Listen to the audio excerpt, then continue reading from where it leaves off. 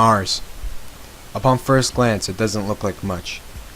But can this barren wasteland contain the future of our civilization? Let's find out today on Mars, the Red Planet. Mars is about 6,795 kilometers in diameter. About one Earth year and 10.5 months make up a year. It has a mainly carbon dioxide atmosphere. If you weigh 100 pounds on Earth, you weigh 38 pounds on Mars. The temperature on Mars is about minus 140 to 20 degrees Celsius, or minus 220 to 60 degrees Fahrenheit. It has two moons, Deimos and Phobos. Mars is about 59 million kilometers away, which is how close it will get to the Earth. It can be seen from very small telescopes. In fact, from these very small telescopes, you can even see the polar ice caps. But how do these ice caps form? In order to answer that, we need to answer how the planet formed. About 4.5 billion years ago, planets formed from gas and dust of solar nebula. Heat is released and embedded into the growing mass. Because the heat can't escape as quick as the growing mass, a point is reached in where the interior melts. On Mars, the heavier material sank to the center while the lighter material rose to form an icy crust. Later, molten rock may have entered the surface and melted the ice, causing water, rock, and dust to flow on the surface. This may have caused the major channels seen today.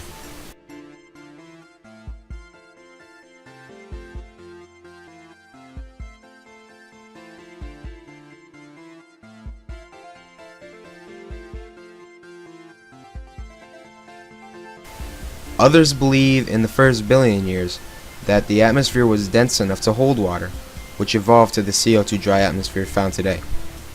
Due to Mars's low atmospheric pressure and low temperatures, water can't exist, but there still is water in the ice caps, and there could be ice underneath the surface. If these ice caps could melt, we'd have greater chance of visiting Mars and starting civilization. While visiting Mars is a challenge, there was successful landings such as the Mars Pathfinder. Since its landing on July 4th, 1997, the Mars Pathfinder has returned 2.6 billion bits of information, including more than 16,000 images from the lander and 550 images from the rover, as well as more than 15 chemical analyses of rocks and extensive data on winds and other weather factors. These weather findings showed that because of an absence of large bodies of water and an absence of massive cloud cover, weather doesn't vary like on Earth. However, in the early summer, dust particles in the air generate violent dust storms in the south, driven by 150-mile-per-hour winds, blanketing the entire planet in a few days. But Earth, on the other hand, has varying weather patterns due to the large bodies of water and massive cloud cover. Earth has over 1,522 active volcanoes. Mars has the largest one in the solar system, Olympus Mons.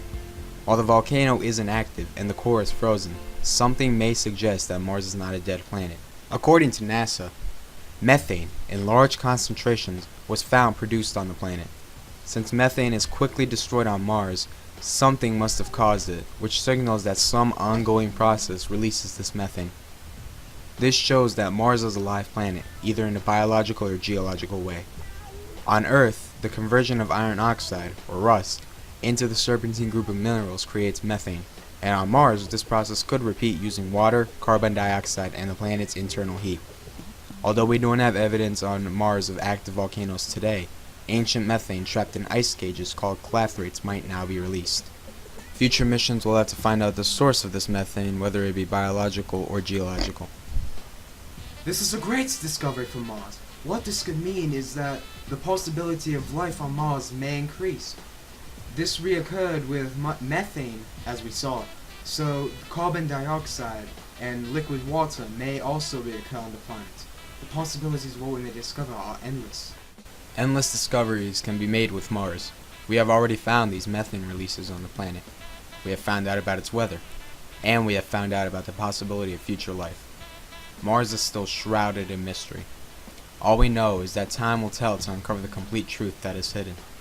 This concludes Mars, the Red Planet.